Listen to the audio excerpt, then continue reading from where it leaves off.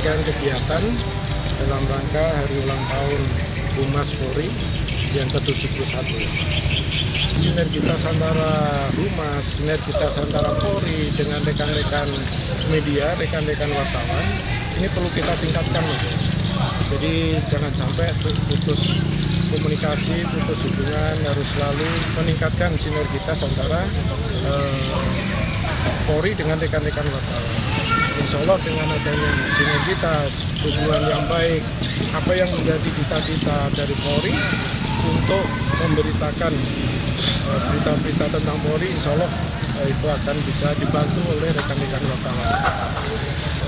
Ya, alhamdulillah hari ini kami tim jurnalis Provinsi Gorontalo bisa mengadakan pertandingan persahabatan dengan Polda, khususnya Kabid Humas ini tentunya menjalin hubungan silaturahmi dengan